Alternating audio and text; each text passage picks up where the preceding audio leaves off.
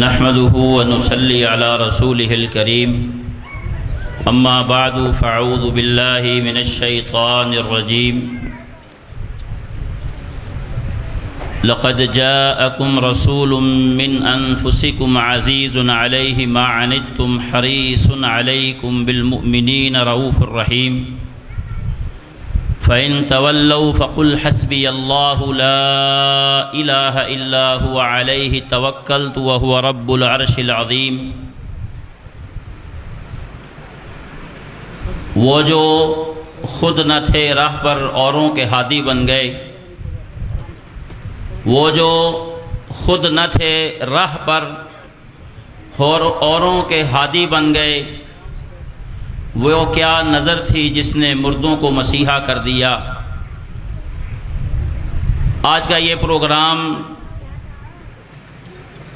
قرآن کریم کی تکمیل، حفاظ کرام کی حوصلہ افزائی اور اہل علاقہ کو اس بات کی ترغیب دلانے کے لیے منعقد کیا گیا ہے کہ ادارہ حاضہ کے اندر قرآن کریم کی تعلیم کا سلسلہ جاری و ساری ہے۔ صحیح مسلم میں حدیث ہے، رسول اللہ صلی اللہ علیہ وآلہ وسلم نے فرمایا، مجتمع قوم فی بیت من بیوت اللہ، جب اللہ کے گھروں میں سے کسی گھر میں لوگ صرف اس مقصد کے لیے اکٹھے ہوتے ہیں کہ وہ اللہ کی کتاب کی تلاوت کرتے ہیں، تلاوت کرنا سیکھتے ہیں۔ آپ جب یہاں پہ تشریف لائے ہیں، وقت نکال کر، پروگرام کا اعلان تو بہت ہوا، واٹس ایپ پہ اشتہارات بھی چلے، جو آئے ہیں وہ ضرور کچھ لے کر جائیں، کچھ عزم لے کر جائیں کہ ہم نے آج کی اس مجلس سے، محفل سے کیا حاصل کیا ہے۔ ویسے تو ہمارے ہاں یہ بات چلتی ہے، ہم آپس میں مشورے بھی کرتے ہیں کس کی تقریر اچھی تھی، کس نے کیا گفتگو کی، کس نے کیا کہا، لیکن یہ کبھی نہیں سوچا کہ میرے لیے آج کیا تھا، میرے گھر کے لیے میری خوشی غمی کیسی ہوگی، کاروبار کیسا ہوگا، آج کے بعد میں کیا بن جاؤں گا۔ جب تک ہم یہ سوچ کر درس نہیں سنیں گے، تقریر نہیں سنیں گے، اس وقت تک ہمارے اندر وہ تڑپ، وہ چنگاری، وہ جستجو، وہ درد پیدا نہیں ہوگا جو صحابہ کے اندر پیدا ہوا تھا۔ ہماری سب سے پہلی اور بڑی ذمہ داری یہ ہے کہ یہ جو ممبر سے، یہ سٹیج سے جو باتیں ہوتی ہیں، یہ ہم میں سے مرد ہے یا عورت، عمر کے کسی بھی حصے کے اندر ہے، وہ یہ سمجھے کہ یہ بات میرے لیے فرمائی ہے اللہ نے، یہ مجھے ڈائریکٹ کہہ رہے ہیں رسول اللہ صلی اللہ علیہ وسلم، یہ مجھے کہہ رہے ہیں، یہ بات میرے لیے ہے، میری دنیا کی فلاح اور آخرت کی کامیابی کے لیے ہے، اسی میں میری زندگی ہے، اسی میں میرا سب کچھ ہے۔ وجہ کیا ہے کہ اتنا کچھ سننے کے باوجود کتنی دیر سے ہم سنتے آ رہے ہیں؟ کیا اتنی تقریریں سن کے میرے دل میں کبھی یہ بات پیدا ہوئی کہ آج کے بعد میں نے نماز کا ترجمہ یاد کرنا ہے، آج کے بعد میں نے آخری 10 سورتیں ترجمے کے ساتھ یاد کرنی ہے، آیت الکرسی کا ترجمہ یاد کرنا ہے، مجھے وتر میں پڑھی جانے والی دعا صحیح طرح یاد نہیں، وہ میں نے مکمل کرنی ہے۔ میں کئی جنازے پڑھنے کے لیے جاتا ہوں اور میں اللہ اکبر السلام علیکم سنا کے آ جاتا ہوں، لیکن دعائیں نہیں پڑھتا۔ اور یاد رکھو، اگر یہ تقریریں، یہ جلسے، یہ ممبر و محراب سے ہونے والی باتیں اگر میرے اندر تڑپ پیدا نہیں کرتی اور میں اس تڑپ کے مطابق اپنی زندگی کو نہیں بناتا، تو سمجھ لیجئے کہ مجھے کوئی خاص فائدہ نہیں ہو رہا۔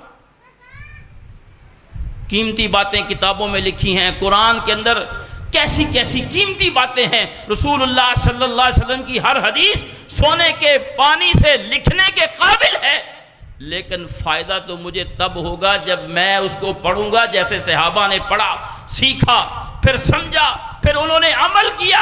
اور مسلمانوں، پھر وہ لوگ اس بات کو پہنچانے کے لیے دنیا میں نکل پڑے، نکلے ایسے نکلے، اپنی جان بھی پیش کر دی اور اپنا مال بھی اللہ کے راستے کے اندر قربان کر دیا، اور ان محنتوں کا نتیجہ کہ دنیا کے اندر اسلام غالب بھی ہوا اور پھیلا بھی۔ تو جستجو، تڑپ کہ میں نے آج یہ لے کر جانا ہے، عزم کر کے جانا ہے، یہ سب باتیں میرے لیے ہو رہی ہیں۔ ہم گھر میں جا کے، جن کی خواتین آئی ہیں ٹھیک ہے، اچھا جن کے گھر سے نہیں آئی وہ جا کے بتائیں کہ میں کہاں گیا تھا، وہاں کیا بات ہوئی، وہاں پہ قرآن مجید کا ایک پروگرام تھا، بچوں نے حفظ کیا، کچھ نے ناظرہ پڑھا، اور اس کے موقع پر یہ بات ہوئی ہے، ہم بھی اس طرح کریں گے، زندگی اس طرح بدلیں گے۔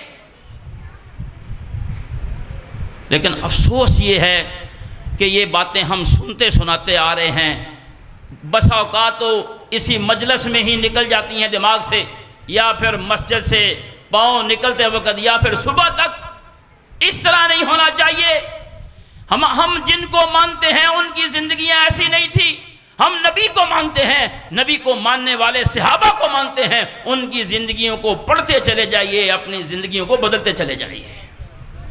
دکھ اور افسوس کی بات یہ ہے کہ ہم نے کبھی یہ شوق رکھا ہی نہیں کہ ہماری زندگی بھی ابو بکر صدیق رضی اللہ تعالی عنہ کی زندگی جیسی بن جائے، کہ جب رسول اللہ صلی اللہ علیہ وسلم کو ابو بکر صدیق رضی اللہ تعالی عنہ آ کے خود کہتے ہیں، مجھے بہت کم، کبھی کبھی بیٹھ کے کرتے ہیں، حاجی صاحب بیٹھے ہیں، بعض کا دعاؤں کی کوئی بات ہوتی کہتے ہیں لکھ دیں، بہت کم لوگ ہیں جو آ کے بڑی عمر میں کہتے ہیں جی فلاں دعا مجھے یاد نہیں، آپ مجھے بتائیں اور میں یاد کروں۔ ابو بکر صدیق رضی اللہ تعالی عنہ رسول اللہ صلی اللہ علیہ وسلم کو کہتے ہیں، اللہ کے رسول مجھے ایک دعا ایسی بتا دیں جو میں نماز میں پڑھا کروں، میں وہ دعا اپنی نماز میں شامل کرنا چاہتا ہوں، آپ مجھے ایک دعا ایسی سکھائیں، یاد کروائیں۔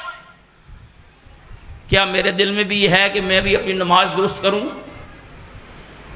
رسول اللہ صلی اللہ علیہ وسلم نے فرمایا پڑھو، اللہم انی ظلمت نفسی ظلما کثیرا ولا یغفر الذنوب الا انت فاغفر لی مغفرۃ من عندک وارحمنی انک انت الغفور الرحیم۔ یہ ابو بکر صدیق رضی اللہ تعالیٰ عنہ کی درخواست تھی، ان کا سوال تھا، ان کا شوق تھا، ان کی جستجو تھی، جو انہوں نے نبی صلی اللہ علیہ وسلم کے سامنے رکھی، اور آپ نے نتیجے کے اندر ان کو یہ دعا یاد کروائی، انہوں نے یاد کی، اپنی نماز میں شامل کی، اور آج ہم تک، ہم سے پہلے مسلمان پڑھتے رہے اور قیامت تک پڑھتے رہیں گے۔ بات کیا ثابت ہوئی کہ جو بندہ نیکی کی جستجو کرتا ہے اللہ تعالیٰ اس کے لیے صدقہ جاریہ کے دروازے کھول دیتا ہے۔ کیا میرے دل میں بھی نیکی کی جستجو ہے کہ میں بھی نیکی پھیلانے والا بن جاؤں، میری وجہ سے کسی کی نماز ٹھیک ہو جائے، کوئی نمازی بن جائے؟ اور میرے بھائیوں، لمبا چوڑا کام اگر ہم نہیں کر سکتے، لیکن کم از کم یہ اپنے ذہن میں رکھ لیجئے کہ میں نے اپنے حصے کا کام کرنا ہے۔ تو رسول اللہ صلی اللہ علیہ وسلم نے فرمایا یہ قرآن کی مجلس کی مناسبت سے کہ جب لوگ اللہ کے گھروں میں سے کسی گھر میں جمع ہوتے ہیں کہ وہ اللہ کی کتاب کی تلاوت کرتے ہیں۔ اللہ کی کتاب جس کو پڑھنی آتی ہے وہ بڑا خوش قسمت ہے، جس کو پڑھانی آتی ہے وہ اس سے بھی بڑا خوش قسمت ہے۔ ویسے میں تو ہمیشہ یہ بات کہتا ہوں کہ ہم میں سے ہر بندہ کم از کم اتنا ضرور ہونا چاہیے کہ وہ کم از کم ناظرہ قرآن ضرور پڑھا سکتا ہو، اور اس کو اس بات کا پتہ ہو کہ میں ناظرہ قرآن پڑھ سکتا ہوں۔ اگر کوئی مجھے کہے کہ سنا، میں سنا سکتا ہوں۔ اگر مجھے کہا جائے کہ اس بیٹھک کے اندر ناظرہ قرآن پڑھاؤ تو میں پڑھا سکوں۔ بھئی کتنے ہی مسلمان ایسے ہیں، کتنے ہی لوگ ایسے ہیں جو ہمارے سامنے مساجد توجہ نہیں کی۔ اگر وہ توجہ کرتے، توجہ اگر درخت پر کریں وہ ہرا بھرا ہی نہیں ہوتا، پھل پھول بھی دیتا ہے۔ اگر بچے پر کریں وہ صحت مند ہو جاتا ہے۔ اگر توجہ اپنے اوپر کریں گے تو نیکی کے راستے کے اوپر مکمل طور پہ گامزن ہو جائیں گے۔ ہم نے کبھی سوچا ہی نہیں کہ میں بھی ناظرے کا استاد بن جاؤں۔ میں نہیں، مولوی صاحب کا کام ہے، قاری صاحب پڑھا رہے ہیں نا بچیاں نو۔ ایک بندہ آیا کہتا جی مفتی صاحب بچہ داخل کرو، میں کہا جی کر لیا۔ کہندے ہڈیاں جڑیاں نا ساڑیاں چمڑا تہاڈا ہے، انہوں مار مار کے انہوں پڑھاؤ. بھائی اسلام اس بات کی اجازت نہیں دیتا. مدرسے کو، مسجد کو کوئی جیل، کوئی عقوبت خانہ نہیں بنانا. ہمارے معاشرے کے اندر یہ روش ہے کہ بچے کو کہا جاتا ہے کہ اگر ایس سال تو فیل ہو گیا تو تینوں میں مدرسے داخل کروا دینا. کوئی لولا لنگڑا جس کی آنکھ خراب ہو، جس کا کوئی مسئلہ ہو، کوئی اپاہج ہو، کوئی کمزور ہو، صحیح ذہین بچے اللہ کے دین کے لیے وقف کیجئے. میں نے اس کو کہا اچھا جی اس کو داخل کر لیا، لیکن مسئلہ یہ ہے آپ یہ بتائیں کہ آپ نے قرآن پڑھا ہوا ہے؟ ہمارے ہاں یہ رواج ہے نا بس ان میرے بچے ہی پڑھا نا کہ میں تو ان بڑا ہو گیا. رسول اللہ صلی اللہ علیہ وسلم کے صحابہ ابو بکر صدیق رضی اللہ تعالیٰ عنہ، توجہ فرمائیے، رسول اللہ صلی اللہ علیہ وسلم سے صرف 2 سال چھوٹے تھے. یعنی آپ ذرا توجہ فرمائیے. ویسے بھی یہ ربیع الاول کا مہینہ ہے، فخر موجودات رسول کائنات صلی اللہ علیہ وسلم کی ولادت باسعادت کا مہینہ ہے. 2 سال چھوٹے تھے. 40 سال کی عمر میں نبوت ملی. بھائی 40 سال کی عمر میں نبوت ملی تو اس وقت ابو بکر صدیق رضی اللہ تعالی عنہ کی عمر آپ کے حساب میں 38 سال تھی. 13 سال مکے میں رہے. رسول اللہ صلی اللہ علیہ وسلم کی عمر ہو گئی 53 سال اور ابو بکر صدیق رضی اللہ تعالی عنہ کی عمر ہوگی 51 سال. توجہ فرمائیے. اور نماز با جماعت، اذان، یہ روزہ، یہ زکوٰۃ، یہ سب کچھ مدینے میں جا کے شروع ہوا ہے. مکے میں با جماعت نماز نہیں تھی. توجہ میری طرف رکھیے. مکے میں اذان نہیں تھی. مکے میں یہ ظہر عصر مغرب کے لیے اذانیں نہیں ہوتی تھی. 51 سال کی عمر میں اگر ابو بکر صدیق رضی اللہ تعالیٰ عنہ نماز کی دعائیں، نماز کے مسئلے، قرآن کی آیات، تلاوت کے اصول، قرآن کو پڑھنے کی باتیں سیکھ سکتے ہیں تو میں اور آپ اپنے آپ کو کیا سمجھتے ہیں کہ نہیں جی میں تو نہیں پڑھ سکتا، میرے بچے ہی پڑھیں گے. او میرے بھائیو اس بات کو ذہن میں رکھیے، اپنے بچوں کو بھی پڑھائیے لیکن اپنی پڑھائی کی بھی فکر کیجیے. کوئی ایک بندہ، یہ اب میں ہاتھ نہیں کھڑے کروا رہا، کوئی ایک بندہ تو یہ اپنے دل میں سوچو کہ یار اگر آج تو میری ڈیوٹی لگ گئی نا بھی تو ناظرہ قرآن پڑھانا ہے تو کہ میں نے یقین ہے کہ میں پڑھا سکتا ہے. اسی فوراً کہنا نہیں نہیں نہیں یہ مینوں نہیں آندا، تو قاری صاحب کو پڑھ. میں نہیں پڑھا سکتا آپ کو نماز، میں نہیں سن سکتا، مجھے کیا پتا تشہد کیسے پڑھتے ہیں. میں اس بات کا یقین نہیں رکھتا. کیوں؟ وجہ کیا ہے؟ توجہ نہیں کی، کبھی سیکھا نہیں، کبھی نماز سنائی نہیں، کبھی نماز کی فکر ہی نہیں کی کہ میں بھی اپنی نماز کو، اپنے قرآن کو، اپنی تلاوت کو درست اور ٹھیک کروں. مولویوں کو نمبر دینے بند کر دیں کہ فلاں مولوی صاحب کی تقریر کیسی تھی، فلاں مولوی صاحب کی تقریر کیسی تھی، فلاں نے کیا کہا. یہ دیکھا کریں کہ آج میرے لیے کیا تھا، میں نے آج کیا نیا عزم کیا ہے، میں نے آج کیا نیا سیکھا ہے. یہ بات میں توجہ دلانے کے لیے کہتا ہوں کہ فرانس میں اسلام بڑی جلدی سے پھیلا ہے. لوگوں نے قرآن کی بڑی بے حرمتی کی، استنجا کیا، نعوذ باللہ استغفر اللہ، فائر مارے، شراب ڈولی اس قرآن کے اوپر، چلایا، اڑایا، پھینکا. کہا اس قرآن سے سورۃ الانفال نکال دو، سورہ توبہ نکال دو. دنیا کا امن اسی وجہ سے ختم ہو رہا ہے. جہاد کی آیات نکال دو. کتنے پارے جہاد کے اوپر، کتنے بارے قتال کے اوپر. جتنا انہوں نے اس قرآن کے ساتھ یہ کیا ہے اتنی ہی تیزی کے ساتھ دنیا کے اندر قرآن کو پڑھا جانے کی شرح بڑی ہے، کم نہیں ہوئی. دنیا کی ہر زندہ زبان میں اس کا ترجمہ ہو چکا ہے. میں یہ سوچتا ہوتا ہوں کہ کبھی یہ کوئی نیا مسلمان، یہ لاہور کے اندر ہمارے ایک دوست ہیں عبد الوارث صاحب، وہ نیو مسلم ہیں، یعنی وہ عیسائی سے مسلمانوں نے ایک ادارہ بنایا ہوا ہے کہ جو بھی نئے مسلمان ہوتے ہیں وہ ان کو ابتدائی چیزیں سکھاتے ہیں. میں نے ان سے کئی دفعہ میں رابطہ ہوتا رہتا ہے. میں یہ سوچتا ہوں کہ اگر کوئی نیا مسلم بھٹکتا ہوا آ جائے، ویسے تو یہ نیو مسلم اکثر ہر علاقے میں جا کے نا بار بار مسلمان ہوتے ہیں. میں جب ادھر جنگ میں ہی تھا تو ایک آ گیا کہ میں مسلمان ہوتا ہوں. میں کہ پہلے کتنی باری ہوئے ہو؟ وہ پھر یہ شو کرتے ہیں کہ میں مسلمان ہو گیا، میں تے ان مصیبتیں بڑیاں آ گیا، کاروباری طور پہ ڈاؤن ہو گیا، گھر راشن کوئی نہیں۔ خیر اللہ کی کرنی ہوتی ہے، اللہ بھی بندے کا جھوٹ پکڑ لیتا ہے۔ اسی وقت اچانک میرے ایک دوست کا فون آ گیا فیصل آباد سے، عبدالسلام بھائی کا۔ میں نے کہا عبدالسلام، اس نے کہا یار ایک نا خاندان ہے مسلمان ہویا چنگ چلا گیا ہے۔ وہ میرے پاس ہی بیٹھے تھے۔ دیکھو اللہ کس طرح نظام بناتا ہے۔ کبھی کم ہی ان لوگوں نے آ کے یہ کہا ہوگا، لیکن کئی جگہوں پہ کہتے بھی ہیں جا کے، یہ جو باہر کی دنیا کے لوگ مسلمان ہوتے ہیں یہ بڑی توجہ سے ہوتے ہیں۔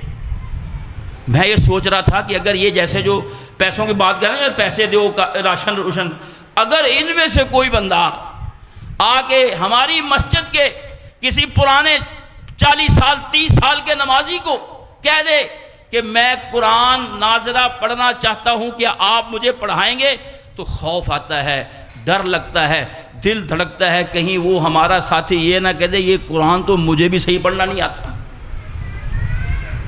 ویسے تسی تو ہلے کسی نے کیا نہیں نا، تسی ویسے اپنے دل میں کوئی پوچھ کے دیکھو کہ اگر رومال ہے میرے کو، کہ اگر میری یہ ذمہ داری لگ گئی، اگر مجھے کسی نے کہہ دیا تو پھر میرا کیا حال ہونا ہے۔ تو اس ساری بات کا مقصد کیا ہے کہ ہم میں سے ہر بندہ ناظرے کا استاد بنے۔ نہیں بن سکتا تو کم از کم اپنے گھروں کا حق ادا کریں۔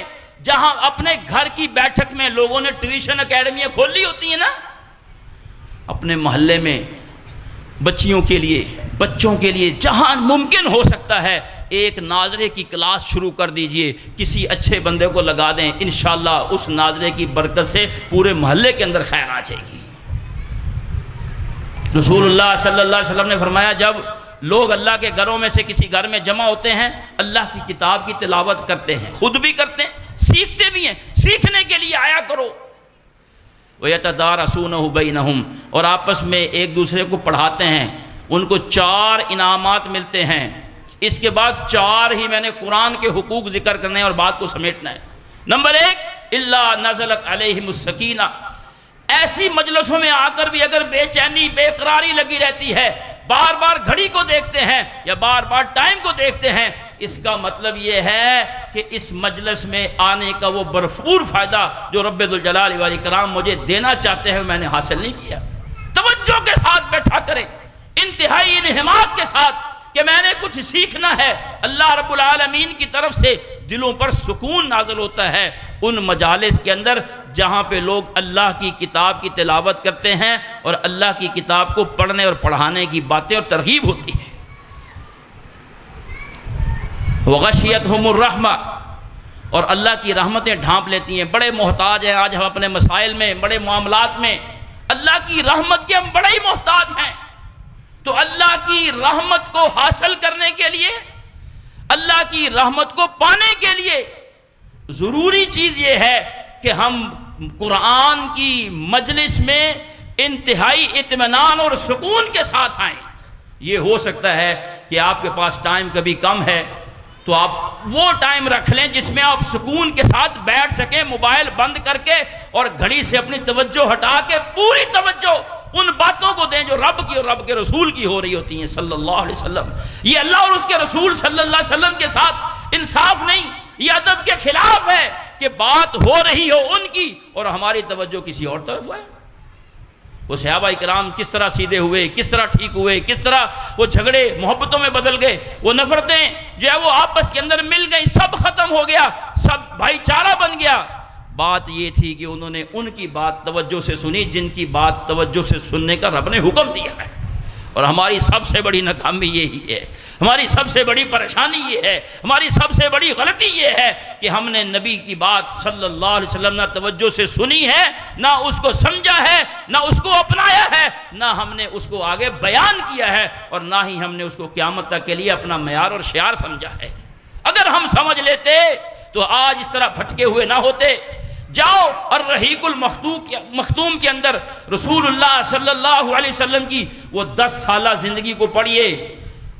میں یہاں پہ ایک ضمناً بات یہ کہتا ہوں، جیسے رمضان میں ہم قرآن نہیں پڑھتے، ہمیں شوق ہوتا ہے نا کہ ایک قرآن پڑھ لیں، 2 قرآن پڑھ لیں، مسجد میں لوگ لگے ہوتے ہیں، ٹوپیاں سروں پہ ہوتی ہیں، ہاتھوں میں تسبیحیں اور ایک ماحول بنا ہوتا ہے۔ کم از کم یہ ربیع الاول کا مہینہ بالاتفاق پیغمبر اسلام صلی اللہ علیہ وسلم کی ولادت باسعادت کا مہینہ ہے۔ اس مہینے میں الرحیق المختوم جو پوری دنیا کے اندر پہلے نمبر پر آنے والی کتاب ہے، مقابلے میں مقابلہ کروایا گیا نا پوری دنیا میں کہ سیرت کے موضوع پر لکھو، تو علامہ صفی الرحمن مبارک پور ہندوستان کے اندر ہے، انہوں نے ایک کتاب لکھی، اس کا نام رکھا الرحیق المختوم۔ یقین کیجئے آپ جب اس کتاب کو پڑھیں گے، اس کو کھولیں گے، آپ کو ایسے لگے گا کہ آپ انہی گلیوں میں، انہی علاقوں میں پہنچ گئے۔ کیا خوبصورت کتاب لکھی ہے، پڑھ کے تو دیکھیے ہم پیچھے کیوں ہیں۔ ہم نے مغرب، یورپ، ہندوستان، مصر، فلاں علاقہ، فلاں ان کی تہذیب کو مانا اور سمجھا ہے اور مرعوب ہی رہے ہمیشہ۔ ہم نے یہ نہیں سمجھا کہ ہماری نسبت کتنی اونچی ہے۔ الا نزلت علیہم السکینہ وغشیتہم الرحمہ۔ تیسرا انعام کیا ہے؟ وحفتہم الملائکہ۔ جب لوگ بیٹھتے ہیں اللہ کی کتاب سننے کے لیے، پڑھنے پڑھانے کے لیے، تو ان کے سروں سے لے کر آسمان تک فرشتے سروں پر بچھاتے ہیں۔ ہمیں تو نظر نہیں آ رہے پر ہیں کہ نہیں ہیں؟ یہی دین ہے، یہی ایمان ہے۔ ہم نے نہ محمد رسول اللہ صلی اللہ علیہ وسلم کو دیکھا ہے اور رب ذوالجلال کو تو کسی نے بھی نہیں دیکھا۔ ہم اللہ کو بھی مانتے ہیں اور نبی کو آخری نبی بھی مانتے ہیں۔ آپ کے بعد کوئی نبی رسول نہیں ہے، ہم نے دیکھا نہیں۔ سر کے اوپر ہمیں فرشتوں کے پر نظر نہیں آ رہے، لیکن یہ ہمارا یقین ہے جو مجلسیں قرآن کے لیے لگتی ہیں ان پہ فرشتے اپنے پروں کا سایہ کرتے ہیں۔ یہ ہے سایہ، یہ آسمان تک ہے، نظر نہیں آ رہا۔ آپ اس بات کی طرف نہ جائیں۔ دنیا میں ہمیں بڑی چیزیں نظر نہیں آتی، موبائل سے بات ہوتی ہے، کہتے ہیں یہ لہریں لے کے جاتی ہیں، لہریں کبھی نظر نہیں آئی۔ بات آواز جا رہی ہے کہ نہیں جا رہی؟ یہ بجلی کی نظر نہیں آتی کہاں سے کیسے چلتی ہے۔ دنیا کی بڑی چیزیں ہماری سمجھ میں نہیں آ رہی، یہ تو اللہ کی بات ہے، یہ نبی کی بات ہے صلی اللہ علیہ وسلم۔ اس کا ادب و احترام یہ ہے کہ اس کو ہم نے ماننا ہی ماننا ہے۔ ہماری عقل چھوٹی ہے، ہماری سمجھ بڑی کم ہے، ہمیں یہ باتیں سمجھ نہیں آتی، لیکن ہم نے ان پر ایمان لانا ہے، یہی ہماری کامیابی ہے۔ فرشتوں کے دوسری حدیث میں ہے، رسول اللہ صلی اللہ علیہ وسلم نے فرمایا کہ جب کوئی طالب علم اپنے گھر سے اللہ کے دین کے لیے نکلتا ہے تو وہ اس طرح ہوتا ہے جس طرح وہ جنت کے راستے کے اوپر چل رہا ہوتا ہے، اور فرشتے اپنے پر بچھا دیتے ہیں۔ ادب کے لیے اتنا ادب، اتنا ادب، اتنا ادب شاید آپ کو کہیں نہ ملے کہ طالب علم جو اللہ کے دین کو، محمد الرسول اللہ صلی اللہ علیہ وسلم کی شریعت کو پڑھنے کے لیے نکلتا ہے، فرشتے ادبن، جیسے بہت سارے لوگ ادب سے نہیں کھڑے ہو جاتے، کہتے فلاں آ رہا ہے، اور ادھر بھی کھڑے ہیں اور ادھر بھی کھڑے ہیں، اور ریڈ کارپیٹ بچھائے جاتے ہیں اور پھولوں کی پتیاں نشاور کی جاتی ہیں اور چونے کے ساتھ ویلکم لکھے جاتے ہیں، بڑے بڑے دنیا کے اندر استقبال ہوتے ہیں۔ یہ پرنس کریم آغا خان کا میں نے پڑھا ہے کہ اس کا استقبال لڑکیاں اپنے بالوں کو بچھا کے کرتی ہیں کہ ان کے بالوں کے اوپر سے گزرتا ہے، لیکن میں کہتا ہوں یہ بھی کوئی بات نہیں۔ یہ استقبال دیکھیے کہ اللہ رب العالمین نے اپنے پیغمبر کو کہا کہ جو میرا دین پڑھنے کے لیے، علم کے حصول کے لیے گھر سے نکلتا ہے، فرشتے ان کے لیے پر بچھاتے ہیں۔ اس سے بڑا ادب اور احترام کیا ہوگا؟ فرشتے ابھی بھی اس وقت پر بچھا کے بیٹھے ہوئے جو کھڑے ہیں کہ پر ان کے آسمان تک ہیں۔ اور چوتھی اور آخری بات کیا ہوتی ہے؟ ان ساری مجلس کے نام تو حاجی صداقت اللہ صاحب کو نہیں شاید نہ آتے ہوں، مجھے تو بالکل ہی نہیں آتے، لیکن یہ بات یاد رکھو، صحیح مسلم کے الفاظ ہیں، یاد کر کے جاؤ اس حدیث مبارکہ کو۔ پیارے پیغمبر صلی اللہ علیہ وسلم نے فرمایا اللہ فرشتوں میں بیٹھ کر فخر کے ساتھ ان کے نام لے لے کر فرشتوں کو بتاتا ہے فلاں بھی آیا ہے، فلاں بھی بیٹھا ہے، فلاں بھی سن رہا ہے، وَذَكَرَهُمُ اللَّهُ فِي مَنْ عِنْدَهُ۔ ہماری مجلسوں سے فرشتوں کی مجلس سے بڑی بہتر ہے، لیکن ان مجلسوں میں تذکرے انہی کی ہوتے ہیں جو ان مجلسوں میں حاضر ہوتے ہیں، جو ان مجلسوں میں بیٹھتے ہیں، جو ان مجلسوں کا شوق رکھتے ہیں، ان کے تذکرے ان مجلسوں میں ہوتے ہیں۔ تذکرہ کرنے والا کوئی جج نہیں، کوئی وزیر اعظم نہیں، تذکرہ کرنے والا وہ ہے جو رب العالمین ہے، جو خالق کائنات ہے، جو سب کو بنانے والا بھی ہے اور چلانے والا بھی ہے۔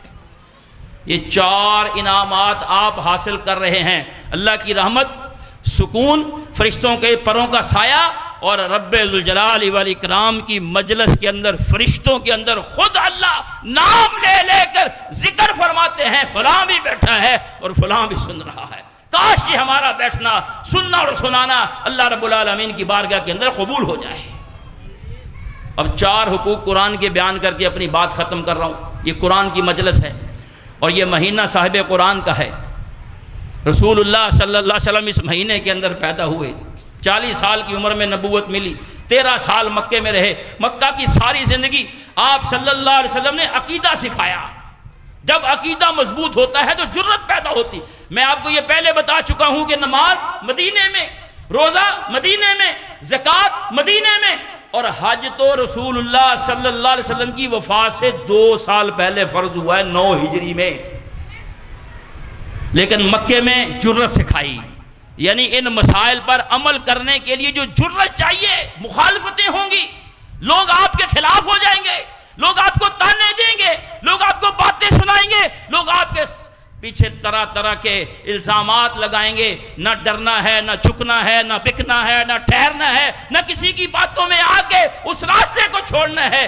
13 سال محمد الرسول اللہ صلی اللہ علیہ وسلم نے اپنے ماننے والوں کو، اپنے ساتھیوں کو، عورتوں کو، مردوں کو، بچوں کو، سب کو یہ عقیدہ سکھایا۔ 13 سال میں ان کے ذہن پختہ کیے، پکے کیے، ان کو بڑا سمجھایا شرک کیا ہے، اللہ کیا ہے، اللہ ایک ہے، زمین بنانے والا، آسمان کو کھڑے کرنے والا، سب کچھ کرنے والا جب اللہ ہے تو وہی ایک اللہ ہی عبادت کے لائق ہے۔ مکے کے مشرک کہتے تھے بھئی ہم ان بتوں کی پوجا تھوڑی کرتے ہیں، ہم ان کی پوجا کوئی نہیں کرتے۔ اچھا کیا کرتے ہو؟ ہم صرف ما نعبدہم الا لیقربونا الی اللہ زلفیٰ۔ آج بھی یہ کمزور، یہ خراب قسم کا عقیدہ، یہ غلط قسم کی سوچ اللہ کے بارے میں لوگوں کے دلوں میں ہے۔ وہ بیوقوف میں کہہ رہا ہوں ان کو، وہ بیوقوف کا مکل جاہل کہتا ہے کہ اگر آپ نے چھت پر چڑھنا ہے تو سیڑھی لگانی پڑتی ہے، اگر افسر سے ملنا ہے تو پی ایس چپڑاسی سے ملنا پڑتا ہے۔ وہ اللہ کے بارے میں ایسی مثالیں دیتے ہیں۔ رسول اللہ صلی اللہ علیہ وسلم نے ان کو وہ عقیدہ سکھایا کہ اللہ رب العالمین تو شارگ سے بھی زیادہ قریب ہے، اللہ کے بارے میں یہ مثالیں نہیں دی جا سکتی۔ مکے کے مشرک کیا کہتے تھے؟ وہ کہتے تھے کہ ہم ان کی عبادت تھوڑی کرتے ہیں، ہم تو صرف کہتے ہیں کہ تھوڑا جا سانو ذرا نیڑے کر دیو اللہ دے، باقی اسی آپ ہی گل کر لیں گے اپنی۔ اللہ اکبر، وہ کہتے تھے، قرآن میں بیان ہوا ان کا عقیدہ۔ اللہ تعالیٰ نے کہا ان سے پوچھو، کتنی کھلی بات ہے، کہا ان سے پوچھو ان سے یہ زمین کس نے بنائی۔ کوئی ایک بندہ بھی یہ نہیں کہہ سکا کہ لات نے بنائی ہے، منات نے بنائی ہے، حبل نے بنائی ہے، عزا نے بنائی ہے، ان بتوں نے بنائی ہے، ان جو ہے وہ ہمارے انہوں نے بنائی ہے یا انہوں نے بنائی ہے، یا جو چلے گئے۔ ایک بندہ بھی یہ نہیں کہہ سکا کہ آسمان کو یا آسمان کے کسی ستارے کو یا اس کے کسی ایک ذرے کو بنانے والا یہ ان میں سے کوئی ہے، کوئی ایک بھی نہیں کہہ سکا۔ بلکہ اگر وہ سمندر کے بھنور میں پھنس جاتے تھے، کشتی اس طرح جب ہچکولے کھاتی گئے، جس نے جہازوں کے سفر کیے ہیں نا ان کو پتہ ہوگا، یہ ہوائی جہاز بھی ہواؤں کے بھنور میں پھنس جاتے ہیں، اور پھر ایسے ہوتا ہے، لوگ الٹیاں، چیخیں، کلمے، اب گئے۔ جب ان کی کشتیاں پھنستی تھی نا، دعوا اللہ مخلصین لہ الدین لئن انجیتنا من ہذہ لنکونن من الشاکرین۔ یا اللہ ایک باری بچا، ایس مصیبت تو سانو کٹ۔ ان کو پتا تھا کہ اس مصیبت سے نکالنے والی ذات صرف اللہ کی ہے، جبکہ وہ شرک کرتے تھے، وہ مانتے تھے زمین اللہ نے بنائی ہے، وہ مانتے تھے آسمان اللہ نے بنایا ہے۔ اس کے باوجود اللہ رب العالمین نے ان کے عقیدے کو نہیں مانا، کیونکہ وہ اللہ کے سوا کسی اور کے سامنے بھی جھکتے تھے، کسی اور سے بھی نفع نقصان کی کبھی امید رکھ لیتے تھے، کہتے تھے کہ ان کی بھی ہے، ان کی بھی ہے۔ اللہ تعالیٰ نے فرمایا نہیں، ایاک نعبد و ایاک نستعین، عبادت بھی صرف اسی کی ہے، مدد بھی صرف اسی سے مانگنی ہے۔ بی والی بات نہیں ہے، ہی ہے، اسی کی ہی ہے۔ کہتے ان کی بھی ہے اور اس کی بھی ہے۔ کہا یہ بی والا معاملہ پسند نہیں، جو بی پر ہے اللہ اس کو پسند ہی نہیں کرتا۔ 13 سال مکہ میں گزارے، پھر 10 سال مدینہ کے اندر، 23 سالہ نبوت والی زندگی کو سیرت کہا جاتا ہے، جس میں سب کچھ ہے، سب کچھ۔ مرنے کے بعد، مرنے سے پہلے پیدا ہو گیا، اس کے بال اتارنے ہیں، نام رکھنا ہے، عقیقہ کرنا ہے، 7 سال کا ہو گیا تو اس کے جو ہے وہ اس کو نماز کا حکم دو۔ بچے جب 10 سال کے ہو جائیں تو رسول اللہ صلی اللہ علیہ وسلم نے فرمایا 2 بھرا تے 2 بھیناں تے بھین بھرا تے آپس اکٹھے نہیں سو سکتے. یہ میرے رب کی شریعت ہے. آپ اس پہ کبھی غور فرمائیں گے تو آپ کو سمجھ آئے گی کہ یہ کتنی خوبصورت شریعت ہے. کہا 7 سال کا بچہ ہو گیا ان کو نماز کا حکم دینا ہے, 10 سال کا ہو گیا نماز نہیں پڑھتے تو ان کو مارنا ہے. ہمارے اپنے بچوں کے ساتھ لڑائی جھگڑے سکول پہ ہوتے ہیں, دکان بند کرنے اور کھولنے پہ ہوتے ہیں, باہر آنے نہ جانے پہ ہوتے ہیں. یقین کیجئے کبھی ہم اپنے بچوں سے دل سے خفا نہیں ہوئے کہ تم نماز نہیں پڑھتا, تو نماز میں سست ہے. رسول اللہ صلی اللہ علیہ وسلم کی یہ 23 سالہ نبوت والی زندگی, 4 حقوق قرآن کے. پہلا بنیادی حق کیا ہے جو صحابہ اکرام رضی اللہ عنہم بھی سارے حافظ نہیں تھے, وہ بچیاں نو کٹ کٹ کے بوریاں چ بند کر کے اور مٹیاں لا لا کے اور پتھر بن کے سنگل بن کے, نہیں, یہ نہ نبی کا طریقہ ہے, نہ نبی کے صحابہ کا طریقہ ہے, نہ قرون اولیٰ کا طریقہ ہے. محبت سے پیار سے پڑھائیے, جو بچہ جس طرف جاتا ہے اس طرف اس کو لگا دیجئے. میں یہ آپ کو بڑی پڑھی لکھی بات بتا رہا ہوں کہ سارے صحابہ بھی حافظ نہیں تھے. بعض صحابہ آپ صلی اللہ علیہ وسلم کے حافظ تھے, اور بعض گھڑ سوار تھے, بعض شاہ سوار تھے, بعض تلوار کے ماہر تھے, بعض زبانوں کے ماہر تھے, بعض سفیر امن بن کے گئے, اور بعض ایسے بھی تھے کہ جو 4 بندے مصر سے جب اللہ اکبر وہ فاتح ایران سعد بن ابی وقاص رضی اللہ تعالیٰ عنہ مصر میں تھے, عمر رضی اللہ تعالیٰ کو خط لکھا کہ 4000 بندے بیچو, آگے فوج بہت زیادہ ہے. انہوں نے 4 بندے بیچے اور خط لکھ کے بھیجا, کہا میں 4 بندوں کو بیچ رہا ہوں لیکن یہ 4000 کا کام کریں گے, یہ 4000 کے برابر ہوں گے. سارے صحابہ بھی حافظ نہیں تھے. آپ صلی اللہ علیہ وسلم نے فرمایا میری امت میں, میری امت کے بعد, میری امت میں, میری امت کے ساتھ, یعنی میرا امتی ہے اور میری امت کے ساتھ سب سے مہربان ابو بکر ہے رضی اللہ عنہ. اب جو ابو بکر کو ملا وہ عمر کو نہیں ملا. کہا اشدہم فی دین اللہ عمر, عمر وہ ہے جس کو دیکھ کر شیطان بھی اپنا راستہ تبدیل کرتا ہے. اب جو عمر کو ملا وہ ابو بکر کو نہیں ملا, اور جو عثمان کو ملا وہ پہلے دونوں کو نہیں ملا. عثمان کو تو پیغمبر کی 2 بیٹیاں بھی ملی. روئے زمین پر ایسا شخص نہیں جس کو کم از کم 40 مرتبہ جنت کی بشارت ملی ہو. علامہ احسان علیہ ظہیر رحمۃ اللہ علیہ اپنی تقریر میں فرماتے تھے, میں نے گنا ہے, شمار کیا ہے کہ سیدنا عثمان رضی اللہ تعالیٰ کو 40 مرتبہ جنت کی بشارت ملی ہے. اور ان کو کیا ملا کہ اللہ کے رسول صلی اللہ علیہ وسلم کی پنڈلیوں سے کپڑا ہٹا ہوا تھا. عثمان آئے تو آپ سیدھے ہو کے بیٹھ گئے. سید عائشہ فرماتی ہیں ابو بکر آئے آپ سیدھے نہیں ہوئے, عمر آئے آپ سیدھے نہیں ہوئے. کیا بات تھی, جب عثمان آئے تو آپ صحیح ہو کے بیٹھ گئے. تو رسول اللہ صلی اللہ علیہ وآلہ وسلم نے جو جواب دیا وہ سنیے اور اپنے سینے میں محفوظ کیجئے. کہا عائشہ عثمان وہ شخص ہے جس سے اللہ کے فرشتے بھی حیا کرتے ہیں, محمد اس سے کیوں حیا نہ کرے صلی اللہ علیہ وسلم. جو علی کو ملا وہ پہلوں کو نہیں ملا. یعنی سارے صحابہ حافظ نہیں تھے, لیکن کم از کم ناظرہ سب کو پڑھنا آنا چاہیے. یہ قرآن کا پہلا حق ہے. پڑھیں گے, سنائیں گے کسی کو. ٹیوشن رکھتے ہیں لوگ, ہوم ٹیوشنیں رکھتے ہیں, بڑی بڑی محنت کرتے ہیں, سفید ہو جاتے ہیں بال, ان کے نظریں رہ جاتی ہیں. او بھائیو قرآن اللہ نے کہا ہے وَلَقَدْ يَسَّرْنَا الْقُرْآنَ لِلذِّكْرِ فَهَلْ مِن مُدَّكِرٍ. سب سے جلدی سمجھ آنے والی کتاب روئے زمین پر قرآن ہے, سب سے جلدی. اور کوئی کتاب اس طرح بچے یاد نہیں کر سکتے, یاد نہیں رہ سکتی. کیسے مصلے پر کھڑے ہو کے یہ سارا قرآن سناتے ہیں, غلطی کوئی نہیں ہوتی. سمریاں اس طرح یاد نہیں ہوتی, ہو جاتی ہیں تو بھول جاتی ہیں. اس سے بہت تھوڑے ٹائم میں قرآن پڑھا جا سکتا تھا. کچھ ٹائم لے لے کسی اچھے قاری سے, ایک دفعہ قرآن ضرور سنائیے, یہ پہلا حق ہے. اس کے ساتھ ایک بات اور کر رہا ہوں, بھئی قرآن کے جو مسئلے ہیں نا, قرآن میں کیا لکھا ہے یہ تقریباً ہم سب کو پتہ ہے کہ جھوٹ نہیں بولو, ہم بول رہے ہیں. قرآن میں لکھا ہے غیبت نہ کرو. غیبت اتنا بڑا گناہ ہے شاید اس سے کبھی اور بدتر مثال اللہ نے نہیں دی. اتنا بڑا گناہ کہ بھائی مر گیا, سگا بھائی, ماں پیو تو کوئی سکا پر آپ فوت ہو جائے تو پھر بلاؤ کسی کسائی نے, ان کا بھی کاٹے دا گوشت. یہ میں نہیں کہہ رہا, یہ میں مثال نہیں دے رہا, میری کیا اوقات ہے. یہ رب کا قرآن سورۃ الحجرات ہے, اس میں اللہ رب العالمین نے یہ مثال بیان کی ہے. ولا یغتب بعضکم بعضا ایحب احدکم ان یاکل لحم اخیہ میتا فکرہتموہ، کیا تم پسند کرتے ہو کہ بھائی فوت ہو گیا، اس کا گوشت کاٹا اور پھر کھانا شروع کر دیا؟ یہ مسئلہ تو ہمیں پتہ ہے نا کہ کسی کی برائیاں بیٹھ کر بیان نہیں کرنی چاہیے۔ اچھا یہ ہو سکتا ہے کہ ہمیں نہ پتہ ہو کہ کہاں لکھا ہے، ہمیں نہ پتہ ہو کہ کس صورت میں ہے، کس پارے میں ہے، کس صفحے پر ہے، یہ ہمیں نہ پتہ ہو۔ قرآن کے مسائل کا ہمیں پتہ ہے، لیکن آفت اور مصیبت یہ ہے کہ جب تک بندہ قرآن پڑھنا شروع نہیں نہ کرتا، اس کو پڑھنا نہیں آتا، اس کا دل نرم نہیں ہوتا، اس دل کے اندر محبت پیدا نہیں ہوتی، الفت پیدا نہیں ہوتی، اس دل کے اندر عمل کرنے کا اتنا جذبہ بھی پیدا نہیں ہوتا۔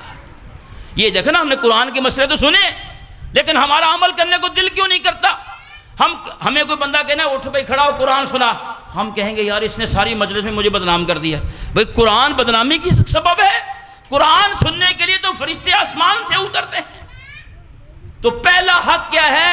قرآن مجید اوپر سے دیکھ کے ناظرہ پڑھنا آنا چاہیے، اس سے بڑی کوئی نعمت نہیں ہے۔ ہماری مساجد کا بڑا ہی کمزور حال ہے، اللہ ماشاء اللہ کاری بدلتے رہتے ہیں۔ جڑا کہنا مڈو سوڈو لگ جاؤ، پھر کہنا کاری صاحب میں تے 9 تختیاں پڑھیاں، وہ کہتے تینوں نہیں آنے، پچھو لگ جا، وہ پھر پچھو ہی۔ اچھا آگے پھر جو ہے وہ سال 1.5 سال تو بعد پھر انتظامیہ تے قاری صاحب دا بجٹ کھڑکا ہو گیا، تنخواہ وداؤ فلاں کرو، یہ کرو، نے کہا یہ قاری چھل لگتا ہے اتنے قبضہ کروں۔ کل ہم ستیانے میں پروگرام کرنے کے لیے گئے، مسجد بہت بڑی بنی ہوئی ماشاءاللہ، بہت بڑی مسجد، بڑے لوگ تھے۔ تو بعد پروگرام تو بعد مینوں کہندے منڈے کہندا یہ قاری صاحب تے ہن قبضہ کروں تے ہن قاری صاحب تو پھٹک چکن گے۔ اللہ اکبر! یہ قاریوں کے، یہ انتظامیوں کے مسئلوں کی وجہ سے تعلیم برباد ہو جاتی ہے۔ اگلا قاری، پھر اگلا قاری، قاریاں دی پریکٹس ہوندی رہندی تے طالب علم اتنی دیر میں یہ 8ویں پہنچ جاتا ہے، داڑھی آ جاتی، 10ویں میں چلا جاتا ہے، پھر اس کے بعد پوری زندگی قرآن پڑھنے کا موقع ملتا ہی نہیں۔ کوئی اگر کسی نے ترغیب دلا دی کہ چلو یہ انہوں مدرسے پا دو حافظ، اچھا مسجد میں پڑھتا جا رہا ہے، یہ بچہ 5 سال دا، یہ 4 سال دے بھی تھے بیٹھے نے، 4 سال دے بچے انہوں چھوٹیاں چھوٹیاں ٹوپیاں دے کہہ دے کہ امی کہندے چل مسیتے، چھوٹیاں چھوٹیاں کڑیاں دے چھوٹے چھوٹے دوپٹے چل مسیتے، 4 نہیں چلو 5 لگا لو۔ 5 سال سے وہ آنا شروع ہوا اور 5ویں تک وہ آتے ہی جا رہا ہے۔ 12 سال 11 سال کی عمر میں جا کے اس نے 5ویں کا امتحان پاس کر لیا پرائمری کا۔ کسی نے کیا جی میں تسی آج جائے ہو یار بچیاں نے قرآن حفظ کیتا ہے، چلو میں بھی اپنا پا دیاں، ابھی آپ ہی ڈالنے کے لیے لے آئے اس کو۔ ابھی مدرسے میں جب داخل کرنا ہے نا تو قاری صاحب نے کہنا چل نورانی کہتے شروع ہو جا۔ دیکھو یار کتنا غضب ہے، کتنا ظلم ہے، کتنی زیادتی ہے۔ پھر نورانی قاعدہ، چلو پھر بھی یہ پڑھ جائے گا، چلو پھر بھی اس کو 2-4 مہینے کہتے تیرا تلفظ ٹھیک نہیں۔ بھئی ایک مسجد کا قاری کیا کر رہا تھا جب اس کا تلفظ ٹھیک نہیں ہے؟ اس کو تنخواہ دیں، بچے کم کر دیں۔ اگر ایک قاری صاحب کے پاس 60 بچے ہیں اور اس کے پاس 1 گھنٹہ ہے تو ایک بچے کو 1 منٹ آتا ہے، 1 منٹ میں کچھ نہیں بنتا۔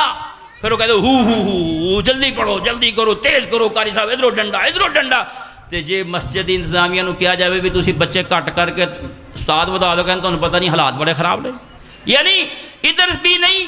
پھر آگے چلو پہنچ گیا، لیکن جو یہاں سے نکلا اور بے سکول اور کالج اور انجینئر اور ڈاکٹر بن گیا، اس کا کیا کریں گے؟ وہ کب قرآن پڑھے گا ناظرہ؟ اس لیے میں آپ کو یہ بات کہہ رہا ہوں کہ روئے زمین پر وہ بندہ سب سے خوش قسمت ہے جس کو ناظرہ قرآن پڑھنا آتا ہے۔ حفظ کی بنیاد بھی ناظرہ ہی ہے۔ اگر ناظرہ پڑھنا آتا ہے اور آپ روزانہ قرآن کھولے، چاہے روزانہ 2 رکوع پڑھے، 4 رکوع پڑھے، یہ طے کر کے جائے میں روزانہ آدھا پارہ پڑھوں گا، میں روزانہ 2 رکوع پڑھوں گا، بس قرآن تک پہنچنے میں ہی مسئلہ ہوتا ہے۔ جب آپ نے اٹھا لیا اور کھول لیا، پھر 2 رکوع کیا بندہ 4 بھی پڑھ لیتا ہے۔ ناظرہ ہی اصل ہے۔ یہ ساری مجلس میں جو بات آپ کو سمجھانا چاہتا ہوں کہ ناظرہ قرآن پڑھنے کی جستجو پیدا کیجئے، مرد ہے یا عورت، عمر کے کسی بھی حصے کے اندر ہے۔ یہ پشاور کے اندر ایک ہمارے بہت بڑے عالم دین بزرگ ہیں، اس وقت شاید 90 سال سے زیادہ ان کی عمر ہے، تو انہوں نے 10-12 سال پہلے انہوں نے یہ ارادہ کیا کہ میں نے قرآن مجید حفظ کرنا ہے۔ 90 سال کی عمر میں انہوں نے قرآن مجید کا حفظ مکمل کر لیا۔ کسی کام میں بندہ لگ جائے، نہیں تو سارا دن وہی یہ باہر بیٹھا رہنا تے مکھیاں تے کوئی سگریٹ تے فلاں ملک دا کی ہو گیا، نواز شریف کی کر رہا پیپل پارٹی، بھائی ہمیں اس کا کیا فائدہ ہوگا؟ نہیں تو پھر سارا دن گھر لڑی جانا۔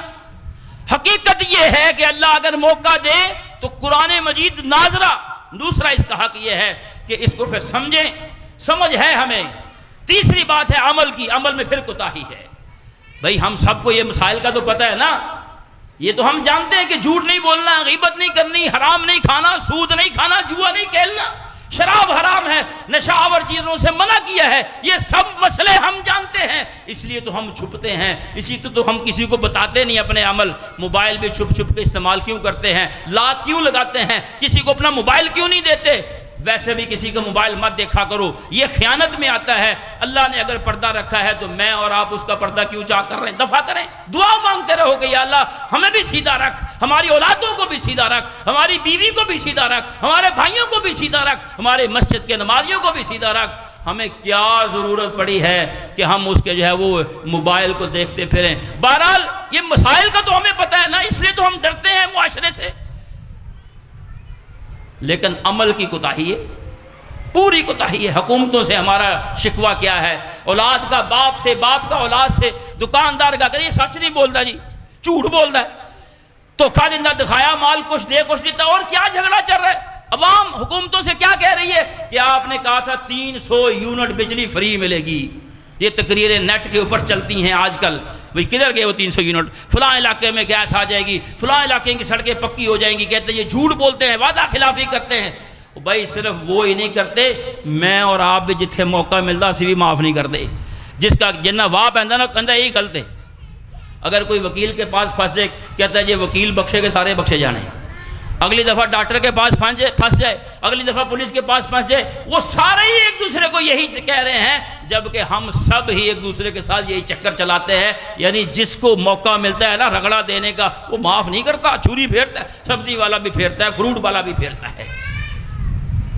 یہ خراب یہ جو لائٹیں لگاتے ہیں سفید جی، اتنے لال پردہ لا کے نا کہتے سیب ذرا لال لال نظر، بندہ پاؤندا کہ یار بڑا لال ہے، بھی لال ہے، گھر جا کے وہ گھر والی پوچھتی کہ تھی ویکھیا نہیں سی کی لے کے آئے ہو؟ اتوں بھی پریشانی بیچارے نے پتہ نہیں کتنا لے، گھر آندے بھی ڈانٹ لے، بھی سیب تو ڈانٹ کھاوے، سیب دی بجائے ڈانٹ پہنی انہوں۔ ہر بندہ اپنی اپنی جگہ پہ 2 نمبری کر رہا ہے، معاف کرنے کو کوئی بھی تیار نہیں ہے، کوئی بھی تیار نہیں ہے۔ تو تیسرا کیا ہے کہ عملی زندگی بہتر ہونی چاہیے، عمل کریں، ہم اپنے آپ کو کم از کم اپنے آپ کو درست کریں، سب سے پہلے ہم اپنے آپ کے، پھر اپنی اولاد کو سیدھا کرنے کے مکلف ہیں۔ اور چوتھا اور آخری حق یہ ہے کہ اللہ کی کتاب سے جو پڑھ کے، جو سمجھ کے، جو عمل کر کے ہمیں پتہ لگے ہم اس بات کو آگے پہنچانے میں کیا کر سکتے ہیں۔ میرے محترم بھائیوں، جتنا بڑا یہ سیلاب ہے فحاشی کا، یعنی کا، بچے ہمارے گھروں کے اندر تو ہیں لیکن ہمارے نہیں ہیں، وہ کارٹون کی، وہ فلموں کی نظر ہو چکے ہیں، بچیاں پتہ نہیں کہاں چلی گئی ہیں، عزت چلی گئی، سب کچھ چلا گیا۔ اس کے لیے بڑی جستجو کی ضرورت ہے۔ اپنے بچوں کا پیچھا کیجئے، اپنے دل کے اندر وہ تڑپ اور جستجو پیدا کیجئے کہ جو باتیں میں نے سمجھی ہیں میں آگے پہنچاؤں گا۔ یہ صرف ایک مولوی صاحب کا کام نہیں، یہ ایک آج کے جلسے کا کام نہیں، یہ صرف ایک خطبے سے نہیں ہوگا۔ آپ کو جہاں موقع ملتا ہے کوشش کریں، دروازے کھٹکھٹائیں، ملیں، سب سے پہلے اپنی فکر کریں، پھر اپنی اولاد کی، پھر رشتہ داروں کی۔ انشاءاللہ جب ہم یہ کام کریں گے، بڑا ہی مشکل کام ہے، آگے سے لوگ اتنی سخت باتیں کرتے ہیں، بندہ کہتا ہے یار یہ میں کس مصیبت میں پھنس گیا ہوں، اگلا بندہ تو آگے سے کوئی تاننا، کوئی بھائی ٹھیک ہے سانو پتا تو جاؤ، تو انبوتا پتہ ہے یہ وہ۔ میرے بھائیوں، پیغمبروں کو قتل کیا گیا، ان کے ٹکڑے کر دیے گئے، محمد الرسول اللہ صلی اللہ علیہ وسلم کو زخمی کر دیا گیا، لہو لہان کر دیا گیا۔ اس کے پیچھے کیا تھا؟ آپ نے ان کو جا کے یہی دعوت ہی پیش کی تھی، ان سے زمین نہیں مانگی تھی، کوئی اور مسئلہ نہیں تھا۔ یہ 4 قرآن کے حقوق، ان کو پورا کیجئے۔ اللہ رب العالمین فرماتے ہیں لَقَدْ جَاءَكُمْ رَسُولٌ مِّنْ أَنفُسِكُمْ۔ وہ مسلمانوں، عرب کے لوگ خاص، پوری دنیا کے لوگ عام طور پہ، کہ تمہارے پاس ایک ایسا پیغمبر، ایسا رسول آیا ہے، من انفسکم، تمہارے اپنے ہی محلے سے ہے، یہی خاندان ہے اس کا، شادیاں یہیں پہ ہوئی ہیں، بچے بھی ہیں، بیمار بھی ہوئے ہیں، خوشی بھی ہے، غمی بھی ہے، بازاروں میں بھی چلتے پھرتے ہیں، آپ صلی اللہ علیہ وسلم نے سفر بھی کیے، تجارت کے۔ اگر کسی اور طرف سے آ جاتے تو لوگ کہہ سکتے تھے نا جی یہ تو انسان نہیں کوئی اور ہے، ہم کس طرح ان کی بات مان لیں؟ نہیں، فرمایا تمہارے اپنے سے اندر سے ہے رسول۔ عزیز علیہ ما عنتم، تمہیں کانٹا بھی چبھے اس کو بڑی تکلیف ہوتی ہے، وہ چاہتے ہیں کہ تم پھولوں کی طرح اچھے اچھے چلے جاؤ، دنیا میں بھی ضلالتوں سے بچ جاؤ اور آخرت میں بھی اللہ کی پکڑ اور جہنم سے بچ جاؤ۔ وہ حریص علیکم بالمؤمنین، ان کی حرص یہ ہے کہ تم مومن بن جاؤ۔ ایمان سے جو خالی لوگ ہیں وہ جانوروں سے بھی بدتر ہیں۔ جتنا کسی کا ایمان کمزور ہے اتنی اس میں درندگی زیادہ ہے۔ یہ ایمان ہی ہے جو انسان کو سیدھا رکھتا ہے، ایمان ہی ہے جو انسان کو کھڑا رکھتا ہے، ایمان ہی ہے جو اس بات سے روکتا ہے کسی کے ساتھ دھوکہ نہیں کرنا۔ رؤوف الرحیم، بڑے جو ہے وہ شفیق پیغمبر ہیں، بڑی مہربان ہیں۔ تو آئیے محترم بھائیو، آج کی اس مجلس میں، اس پروقار اور پرمسرت تقریب میں جو بچوں نے قرآن کریم حفظ کیا، اس سلسلے میں یہ مجلس جو ہے وہ لگائی گئی، اللہ تعالیٰ سب کو جزائے خیر عطا فرمائے۔ جنہوں نے انتظامات کیے، جو آئے، اللہ تعالیٰ قبول فرمائے، اور جو باتیں ہم نے سنی ہیں اللہ تعالیٰ ہمیں سمیٹ کر عمل کرنے کی توفیق عطا فرمائے۔ وآخر دعوانا ان الحمد للہ رب العالمین، سبحانک اللہم وبحمدک، اشہد ان لا الہ الا انت، استغفرک واتوب الیک۔ الحمد للہ رب العالمین، والعاقبۃ للمتقین، والصلاۃ والسلام علی رسولہ الکریم۔ اللہم صل وسلم علی نبینا محمد وبارک وسلم تسلیما کثیرا۔ اے اللہ بیماروں کو صحت عطا فرما، اے اللہ پریشانیوں کو دور فرما، مشکلات کو حل فرما۔ اے اللہ جتنے بھی جو ہے یہاں پہ آئے ہیں مرد عورتیں، سب کی حاجات و مشکلات اے اللہ تو دور فرما دے۔ اے اللہ ملک پاکستان کی حفاظت فرما، اس ملک کے اندر امن کا، اسلام کا، دین کا، خیر کا بول بالا فرما۔ اے اللہ پوری دنیا میں جہاں مسلمان مجبور مقہور ہیں تو ان کی مدد فرما۔ اے اللہ جن کے پاس اولاد نہیں، اے اللہ تو ان کو اولاد جیسی خوبصورت نعمت عطا فرما۔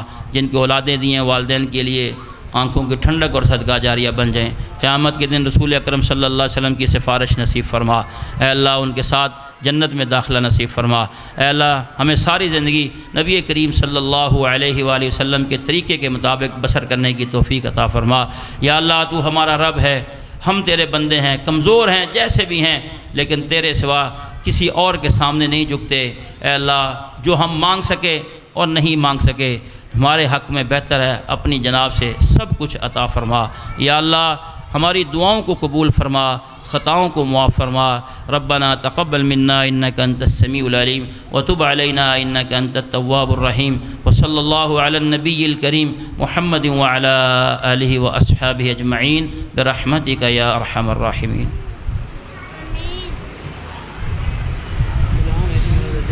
کرو یہ لام سمجھ نہیں آ رہی۔